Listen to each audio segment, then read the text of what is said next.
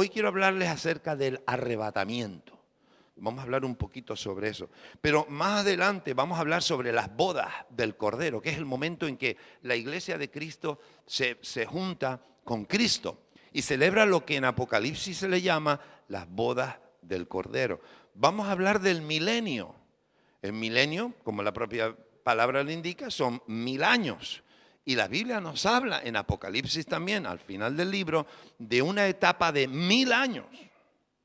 Y tiene unas características muy simpáticas. Habla, por ejemplo, de que el león dormirá con el cordero, el bebé jugará con la serpiente.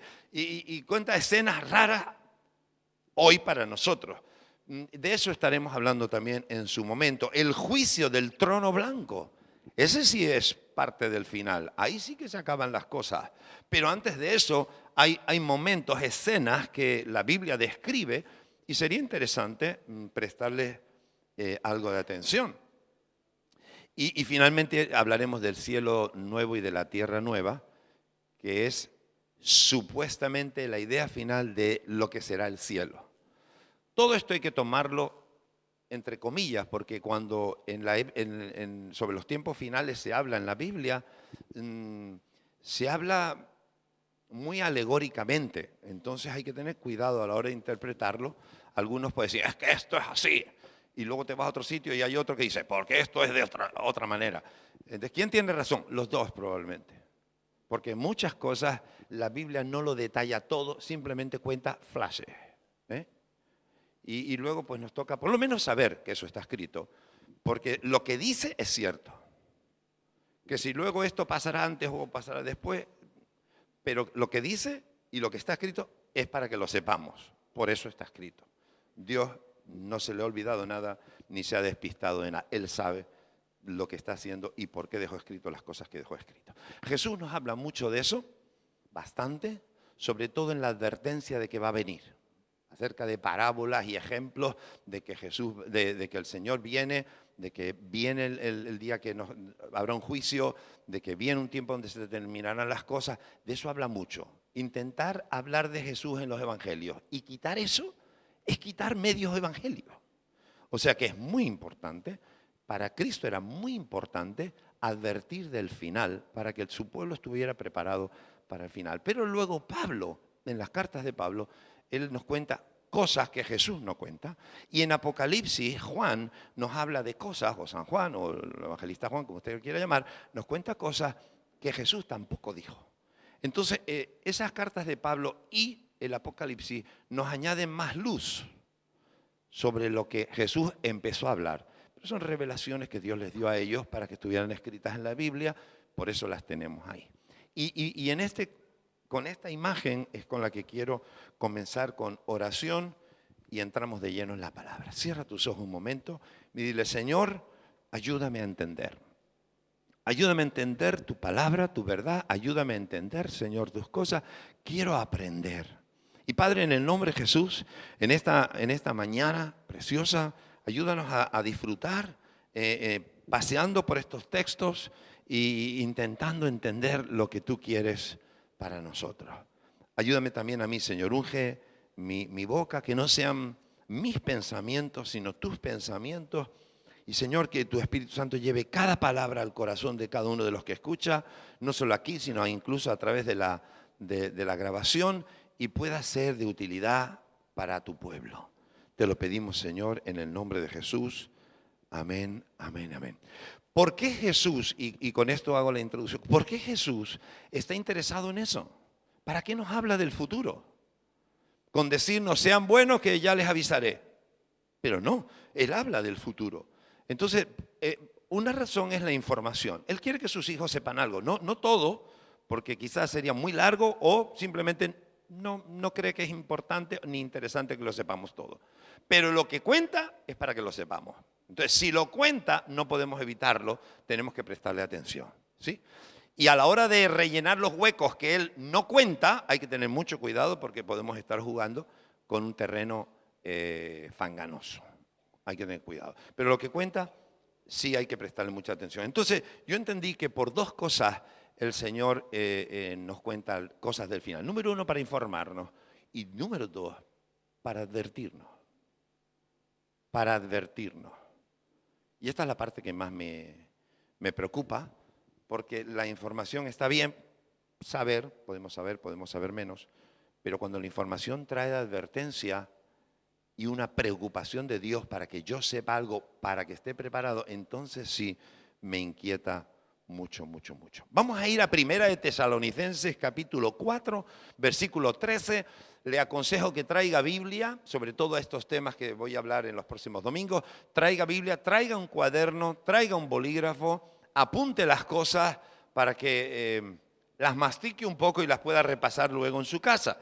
Porque voy a hablarles de cosas que a lo mejor luego usted dice, ¿y dónde estaba eso que dijo el apóstol el otro día? Y apúntelo, escríbalo y apúntelo. El primer texto en el que vamos a hablar, y es un mensaje que Pablo nos da, está en Primera de Tesalonicenses número 4, capítulo 4, versículo 13, y dice así. Vamos a leer del 13 al 18 para los que están escribiendo. Dice, tampoco queremos, hermanos, que ignoréis acerca de los que duermen, para que no os entristezcáis como los otros que no tienen esperanza. Porque si creemos que Jesús murió y resucitó, así también traerá Dios con Jesús a los que durmieron en Él. Evidentemente todos podemos darnos cuenta de que cuando habla de dormir, está hablando de la muerte. Los que durmieron en Él. Por lo cual os decimos esto en palabra del Señor. Fíjese, no está diciendo en palabra mía, dice en palabra del Señor, con lo cual está dando un rango de importancia mucho mayor que cualquier otro comentario. En palabra del Señor, 2 puntos.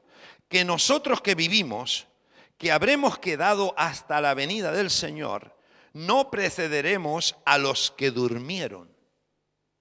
Porque el Señor mismo con voz de mando, con voz de arcángel y con trompeta de Dios, descenderá del cielo y los muertos en Cristo, aquí ya es más directo, no es los que duermen, ya habla directamente de los muertos, y los muertos en Cristo resucitarán primero. Versículo 17. Luego, nosotros los que vivimos, los que hayamos quedado, seremos arrebatados juntamente con ellos en las nubes para recibir al Señor en el aire y allí estaremos siempre con el Señor. Por tanto, dice el versículo 18, alentaos los unos a los otros con estas palabras. Entonces, en este momento, lo que Pablo me aconseja a mí, que soy el que está predicando, es alienta a los hermanos con estas palabras. ¿Con qué palabras? Con las palabras estas que se describe el momento en que la iglesia va a ir a encontrarse. Escuche, nos vamos a ir a encontrar con Jesús. Va a ser interesante porque esa venida de Jesús al mundo va a venir en fases. Por eso yo le dije, no es todo un día que todo explota y no. Va por fases. Una de las fases es esta. Y es muy interesante y por eso quería detenerme este domingo un ratito en esto del arrebatamiento, porque fíjese la secuencia cómo es. Primero dice que Jesús viene, ¿no? Dice, si creemos que Jesús murió y resucitó, así también traerá Dios con Jesús a los que durmieron en Él. Y dice, el Señor mismo con voz de mando, con voz de arcángel y con trompeta de Dios, descenderá del cielo. Entonces, la primera acción es que Jesús desciende del cielo y va a haber una anunciación, va a haber algo. Porque dice con trompeta de Dios, con voz de arcángel, está hablando de algo que se va a hacer notar.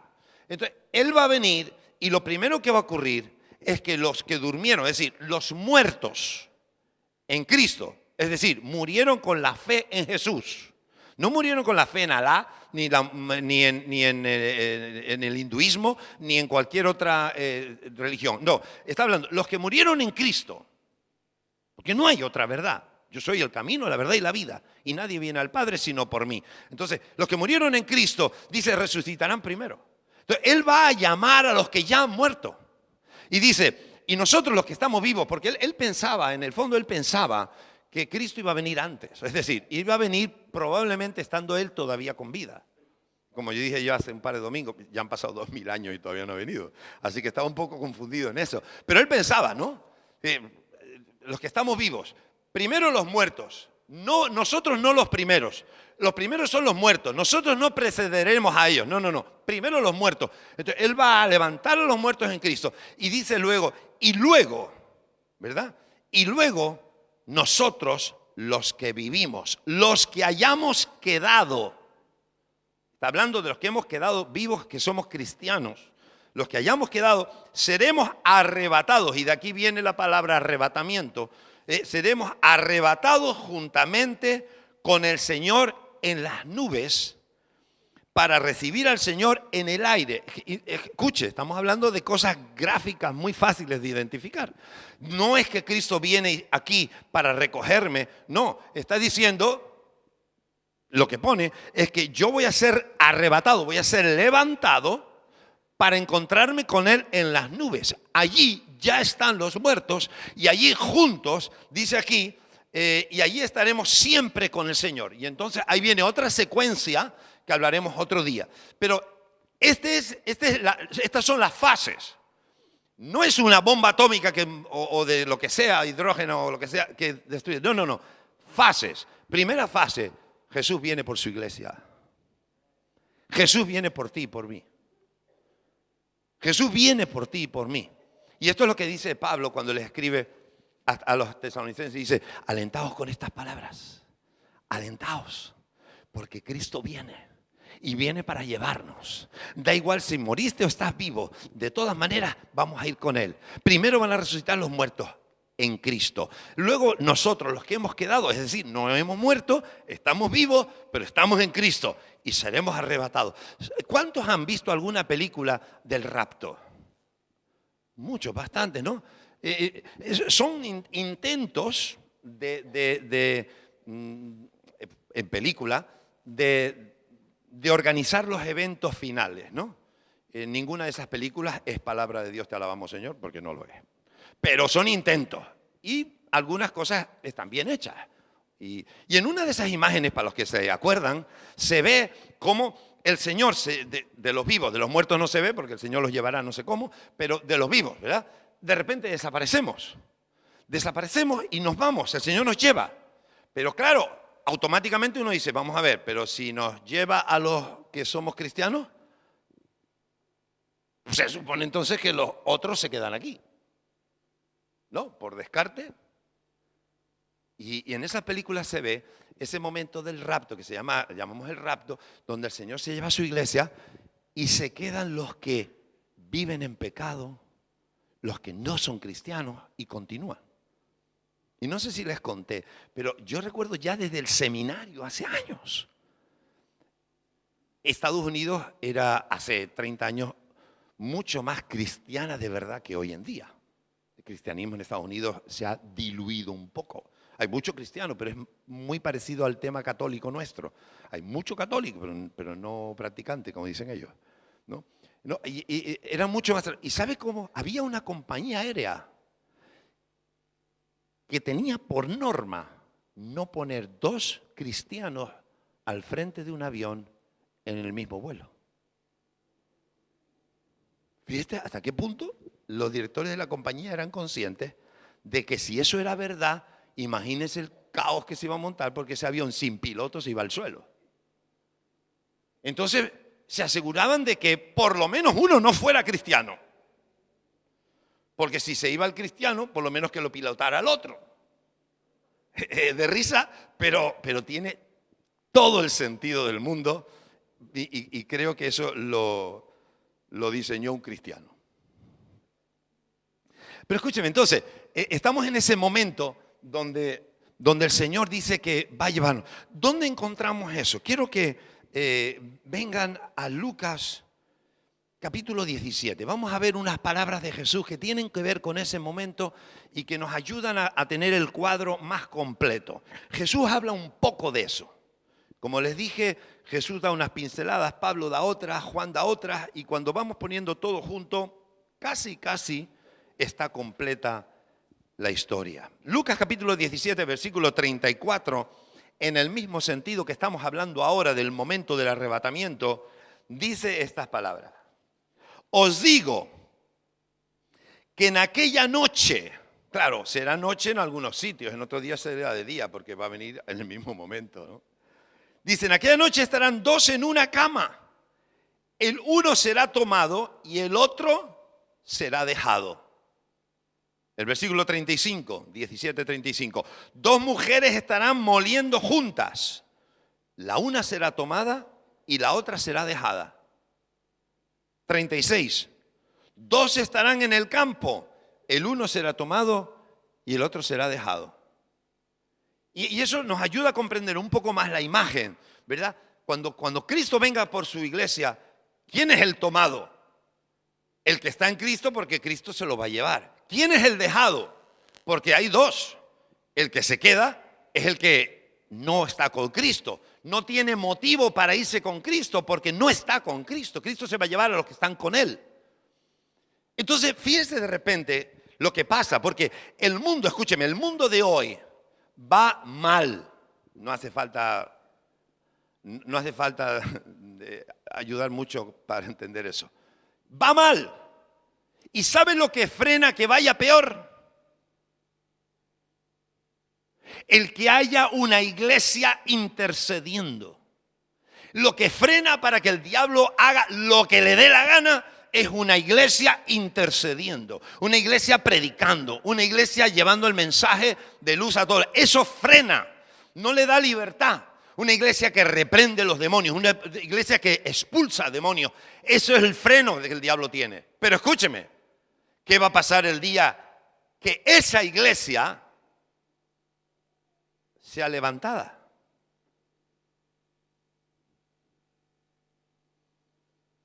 Aquí va a haber una gran crisis, porque ya no habrá quien frena al diablo. Y es ahí donde entonces todos conocemos historias que hablan del anticristo y el follón que se va a formar y lo que se llama la tribulación o la gran tribulación, y van a ponerle el sello a los que quieren ser, a los que van a servir al diablo, y el anticristo que va a gobernar el mundo y todas esas cosas. Todo eso tiene que ver con ese momento, escúcheme, cuando la iglesia no esté. Empieza el desenfreno. Si ya va mal ahora, imagínese sin la iglesia orando, sin la iglesia frenando al diablo. Pero ese momento se va a producir. Jesús lo menciona de esta manera. Fíjense, Jesús en otras palabras está diciendo, fíjense cómo va a ser. Y ahora yo lo contextualizo. Estarán dos pilotando un avión, uno será llevado y el otro será dejado. Pero que si son los dos cristianos, los dos serán llevados y ninguno será dejado. Y más vale que haya adentro alguien que sepa pilotar para que venga corriendo. Porque si no, ese avión se va a pique. Dos estarán en el campo, uno será llevado y otro dejado. Pero ¿cuál es la diferencia? ¿O estamos hablando de sorteo? No, no estamos hablando de sorteo. Porque Pablo aclara, son los que están en Cristo, los que hayamos quedado. Y esto es muy, muy interesante. Pero quiero llevarle acerca de esto también a un texto. Mire Juan capítulo 14, venga Juan capítulo 14. Jesús también hablando de ese momento, dice Juan capítulo 14, versículo 1, del 1 al 3, 1, 2 y 3. Juan 14, del 1 al 3. Dice así, no se turbe vuestro corazón. Estaba hablando acerca de los tiempos finales y les dice, no se turbe vuestro corazón.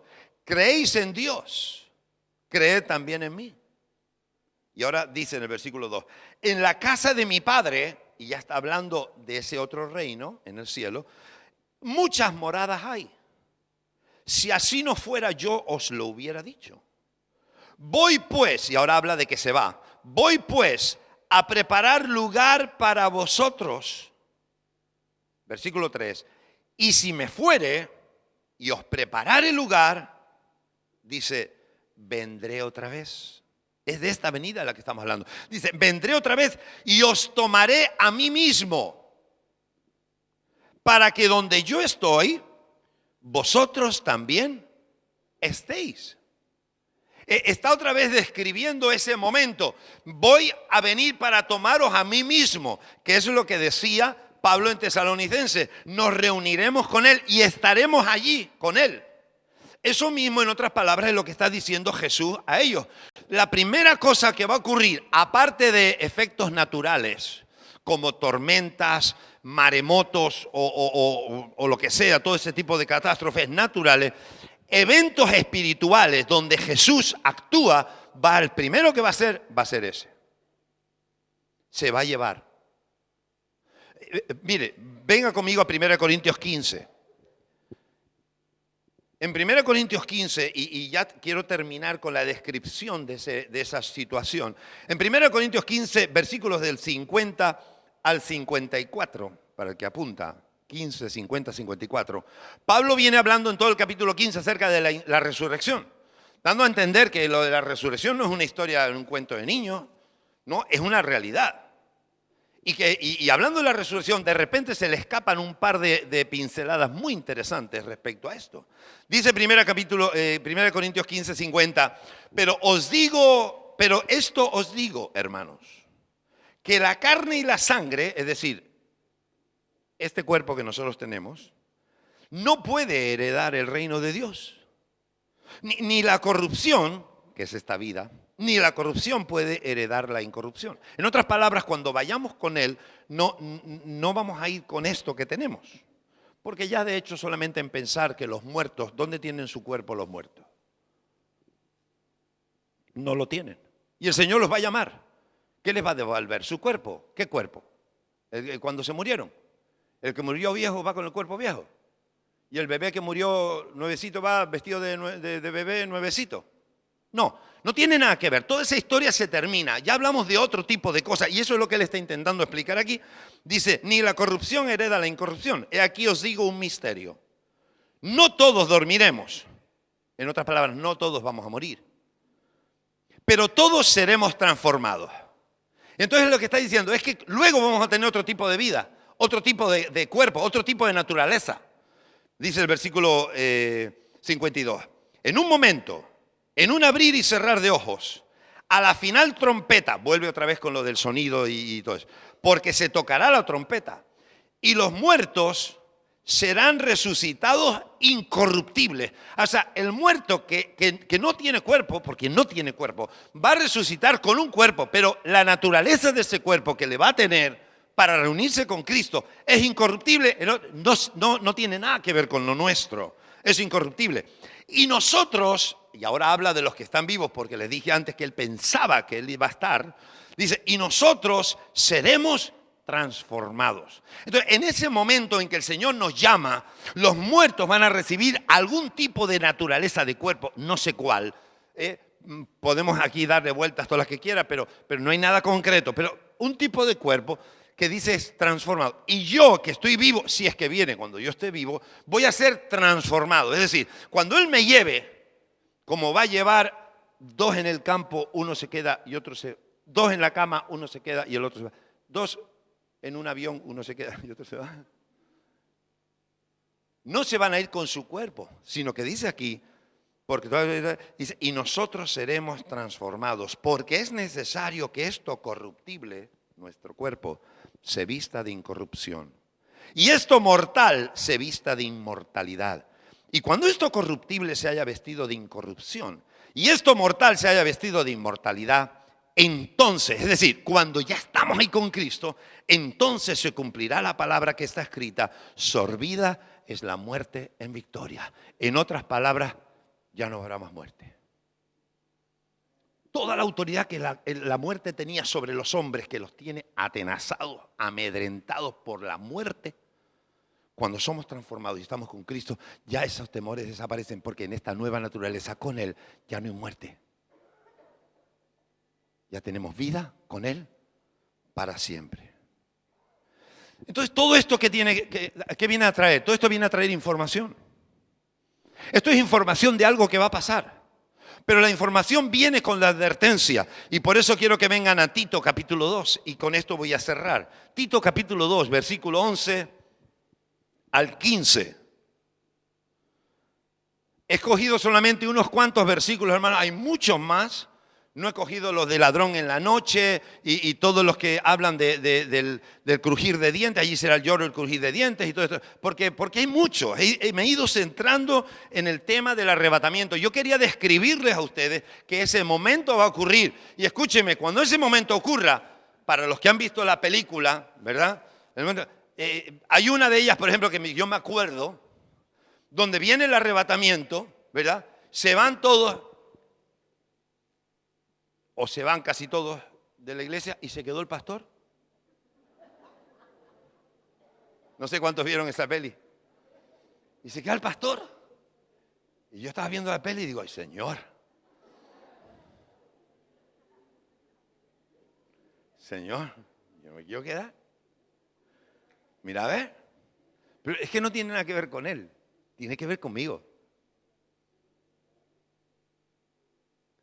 Si Cristo viniera ahora mismo, ¿quiénes se van a quedar aquí, sentados en su silla? ¿Quién se queda aquí sentado en su silla? ¿Y sabe qué va a pasar? Que muchos cristianos que fueron cristianos, conocieron a Cristo, tuvieron relación, estudiaron la palabra, oyeron esto, como lo están ustedes oyendo hoy. Y cuando venga el arrebatamiento y de repente, ¡ah! Yo no me fui. ¿Qué voy a hacer? Esa parte de la película se la cuento otro domingo.